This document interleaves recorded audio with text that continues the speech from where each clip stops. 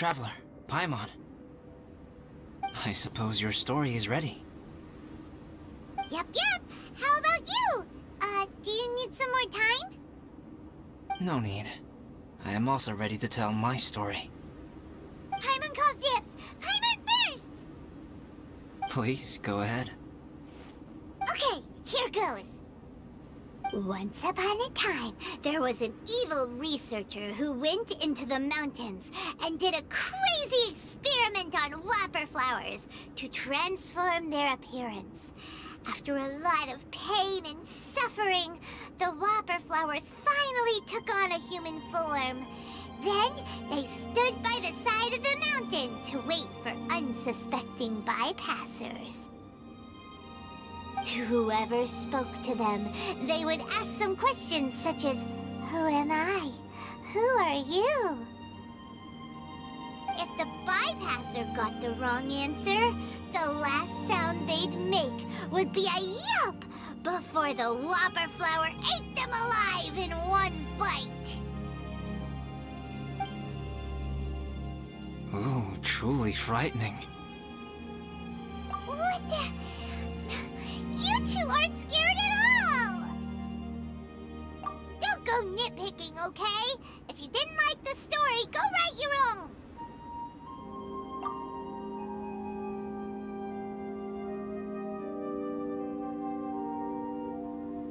In other words, the whopper flowers would ambush and then completely replace their victims. And then what? Go back to where the person lives? Enter their home? Eat their whole family?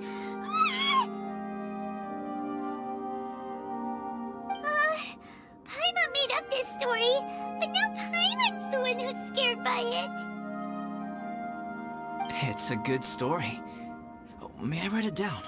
I may bring it up in future conversations. What for? Just to scare people with? Yes. You've got a real mean streak, Albedo. Mine is a little longer than yours. It starts with an alchemist. A great alchemist once created Subject 1. Subject 1 was her proudest achievement, and successfully blended into human society. No one ever would have thought that this friend of theirs was in fact a synthetic human. However, unbeknownst to Subject 1, the alchemist had tried the same experiment many times before he had come into being.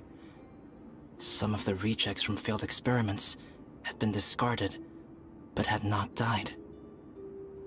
Subject 2 was one such failed experiment. He was swallowed by a great dragon that came to rest upon a snow-swept mountain. Many years later, he was resurrected by the dragon's mysterious power. He saw all kinds of people on the mountain, including Subject 1, who had somehow miraculously blended in among them.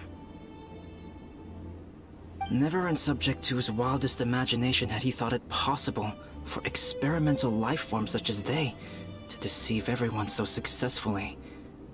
He saw the way humans accepted Subject 1 as a friend, witnessed their affection as they addressed him by name. This was what Subject 2 wanted. Now, all that Subject 2 desired was to replace Subject 1 and take the joy of his existence for himself. This is giving Paimon the chills. So scary. Subject 2 began to unfold his plan. He stole Subject 1's books and notes, and studied all that Subject 1 had learned from the alchemist. Subject 2 was highly intelligent, and he learned quickly. He changed his face into an exact replica of Subject 1's face. Then, he found a plant with mimicry capabilities, and transformed it using dragon blood and alchemy. And so, not only did Subject 2 transform his own appearance to perfectly match that of Subject 1, he also created a third entity, Subject 3. What? There's 3 of them But Subject 2 wanted to become a perfected human. So, he erased a mark in both his and Subject 3's necks. For these marks were symbols of imperfection. In my view, it was probably a subconscious act, an instinct. He so desperately craved to become a perfect human being that he forgot something. Human beings are defined by their flaws. Subject 2's plan was meticulously crafted. Subject 3 would draw Subject 1's attention. After Subject 1 disposed of Subject 3, he would assume the threat had now disappeared and would let his guard down. The next moment that Subject 1 was alone, Subject 2 would make his move. He would eliminate Subject 1 and become the only one remaining.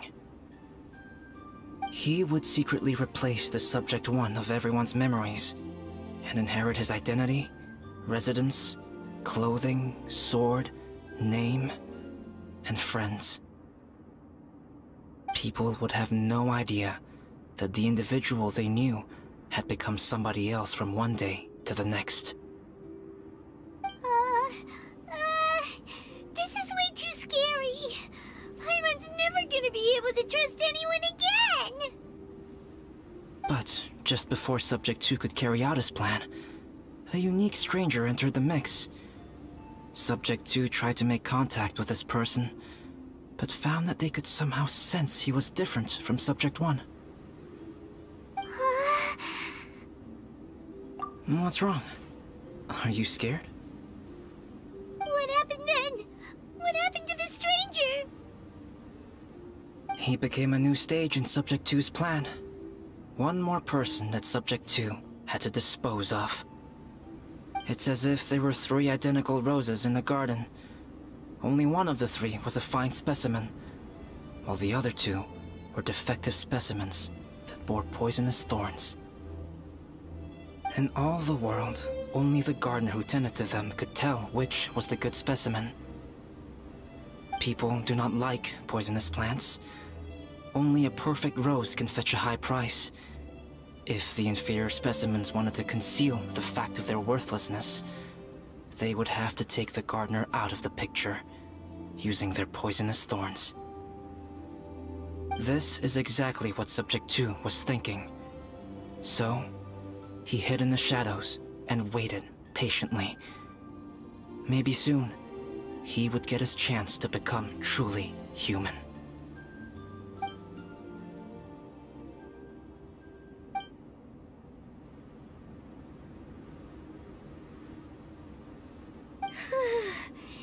That was intense! So what happened after that?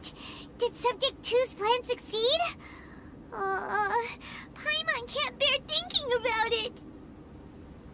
Fortunately, it is just a story. And even in this story, Subject 2 did not succeed.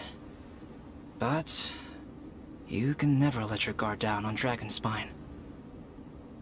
Monsters mutated with Durin's power and blood are also creatures of Rhine-Daughter, just like me. You must beware of all such creatures. I'm glad to hear that. It's okay. I know what I am. You and I are both different, so there is no need for me to hide the truth from you. The only thing is that sometimes, when I think about how mighty the power of alchemy is, I feel so small. As beings who set foot in this world, how arrogant are we in desiring to control our destiny, and in desiring to create? Is creation an arrogant act, Traveler? If not, why do we call the ones that created us and control us gods? If it is, then what qualifies us to call ourselves creators? How far must we take our reverence and respect, and what purpose does it serve? Nothing special, but whenever I think about it, I feel a twinge of grief. Poor Albedo. you here? Hey, is that Amber? Thought we might find you here. We're here to deliver a message from Cyrus. There's gonna be a big event down at the base camp, and they want you there too, Traveler. Winter camp is nearing its end. Apparently, even provisional instructors are required to attend. Looks like we need to go, Albedo. Bye for now. Then I won't keep you. I have some things to attend to here, so forgive me for not seeing you down. Don't worry about it. There have been no issues getting up and down the mountain recently. Is everyone ready? Let's not keep them waiting.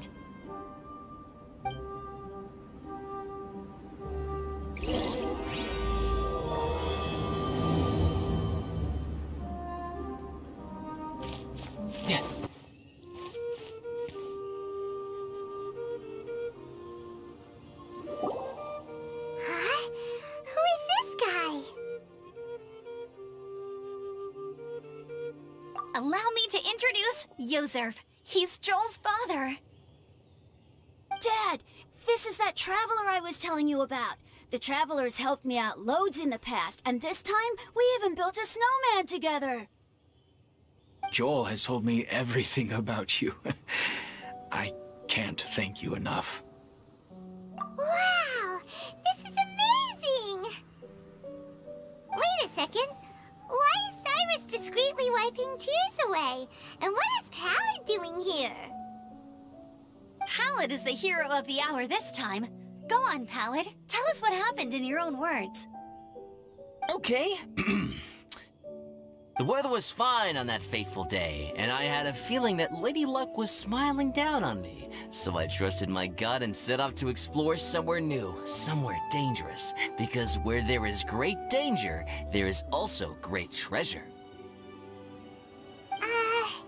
Why does this sound so hard to believe? But I had only been away from the group for a short while when I fell down a slope and just started rolling. Uh-oh. Did my bad luck rub off on him when we ran into each other on the mountain? The place I fell to was somewhere I didn't recognize, and I'd sustained a few injuries. I remember thinking to myself, this is the worst luck I've ever had in my whole life. Then I met Yozerv. He'd heard the sound of me falling and came out to see what was going on. Huh? Wow, so it was completely by chance then. I thought he must have been someone from the Adventurers Guild here for the event, but after a few words of conversation, it was clear that he was having memory problems. He didn't even know his own name. The temperature was freezing, and there was no time to deal with all that there and then, so I convinced him to come back to the camp with me and figure everything else out after we got there. We got back to the camp, ran into Joel, and the moment he saw him, he froze for a second, with this completely stunned expression on his face, and then he started crying out, "Dad! Dad!" That's when Yozerv suddenly started to remember. My memory has still not fully recovered, but Joel and his mother, they are the only ones that I will not, no, that I cannot forget. Daddy. Daddy's right here, Joel. Daddy's right here. Yozerv, don't you remember anything else at all? The poor princess, feeding the foxes? I'm sorry. I have no recollection. Maybe it's because of the head trauma. I'm not sure. I woke up and found myself covered in blood. My things were gone, and there was nothing to indicate who I was or how I got there. I crawled into a cave and settled in for a slow recovery. After my legs and feet were a little better, my hunting skills were what kept me alive. Dad, I was so worried about you. I'm all right now, Joel. Oh, don't cry. Daddy's not going anywhere. I'm here to stay. Oh, this is good. This is good. You know what, though? I definitely think my luck got worse after running into Benin on that mountain. I knew it. I just... No. I just meant if it weren't for you, there's no way I ever would have run into Yozerv on a mountain this huge. Besides, we got back safely, didn't we? So don't blame yourself. Maybe sometimes miracles can only happen when you get just unlucky enough. Ballad. When did you become such a smooth talker, huh? Huh? Am I? I was just telling the truth. Oh, yeah. I want to say thank you to the Traveler, Uncle Cyrus, Auntie Eula, and Auntie Amber. Thanks, everyone. You all helped look after me, and I will always remember it. But I guess I can't take the snowman with me, or it'll melt once it leaves Dragonspine. It's such a shame. Oh, I can help with that. One moment. Huh? Eula? Here, take this. It's powdered rime. Just add it to your snowman, and it will never melt. Wow! Really? Oh, this is awesome! You're the best, Auntie Eula! Dad, I have an unmeltable snowman now! How cool is that? How can I ever repay you all? Thank you all. Thank you, from the bottom of my heart. Dad, I want to go move the snowman. Can we do it now, please? Okay. I'll be leaving with Joel now. I'm sure I'll see you all another day. Very well, very well. It's time for Pallid and I to have another discussion concerning his breaches of adventurer discipline. Huh? But Cyrus, I think I kind of made up for my mistakes this time, you know? See you guys! Oh, I made this for you and Amber. Think of it as a winter souvenir. Aw, are you sure? This must be really important to you. Come on now, just take it. No need to make such a fuss. Wow! Now our snowman won't melt either! Great! You're welcome. Just keep it. That's all I ask. Amber and I have some business to attend to now. See you later.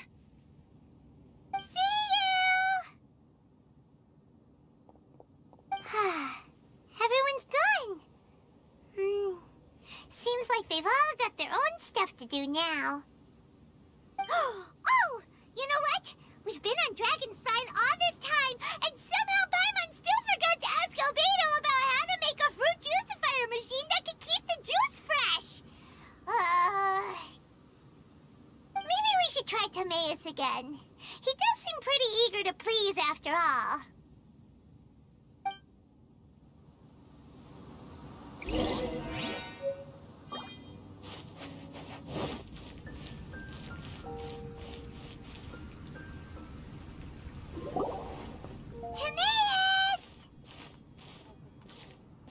Traveler and Paimon, what can I do for you? Wait a minute. You've got that mischievous look on your face.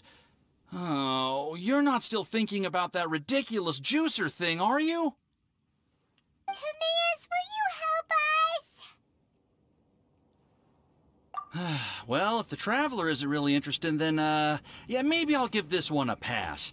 It's just the weirdest request ever. No, but Paimon's Sunsetias are gonna go to waste without it!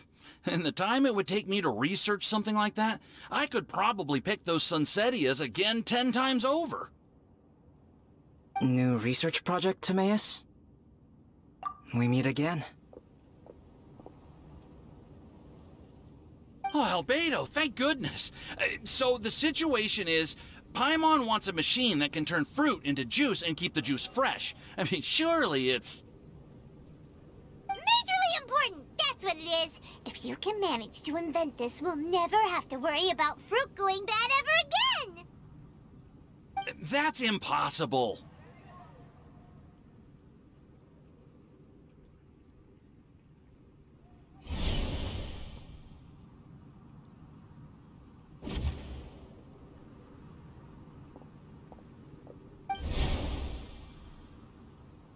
Turning fruit into juice is not hard, but keeping it fresh is more difficult. But if you simply want to keep the fruit from rotting, there are many ways to achieve this. Right, Traveler?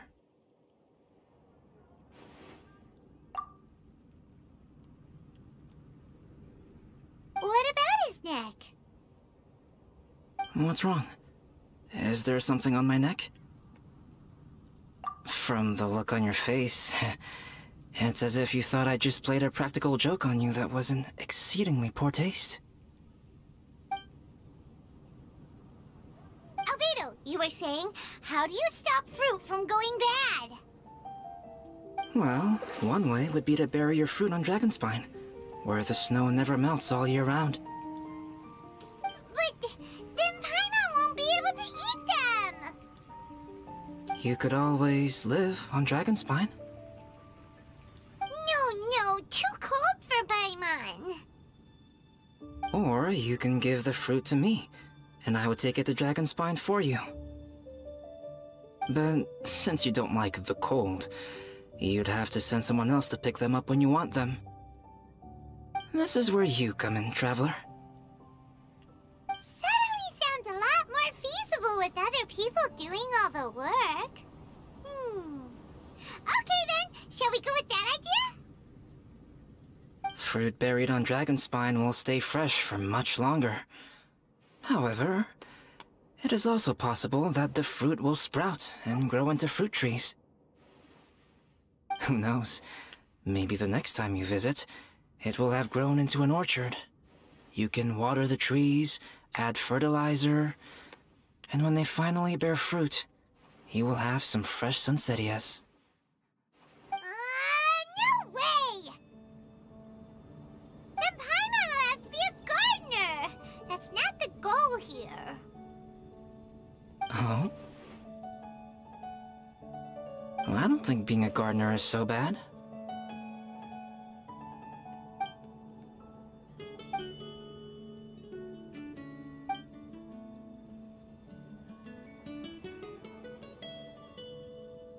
Albedo! Stop trying to get your hands on Paimon's super sweet Sensitias! It bothers you, does it? Of course it bothers Paimon! They are the rarest, super-duper sweetest Sensitias ever! And they're not for you! Okay, but they're just Sensitias. I think you're only so attached to them because you don't have much fruit of this quality in your possession. When someone's pockets are full and their spirit is fulfilled, they don't easily fall prey to this kind of yearning. Really?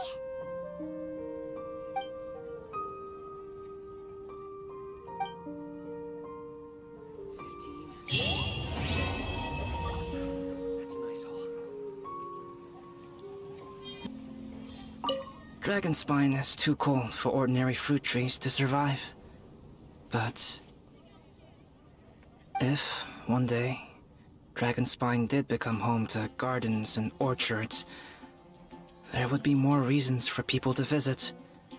Perhaps a little life is the key to attracting people. Life may exist in all kinds of unfathomable forms, and in all manner of unthinkable environments. Mysterious, yet tenacious. Perhaps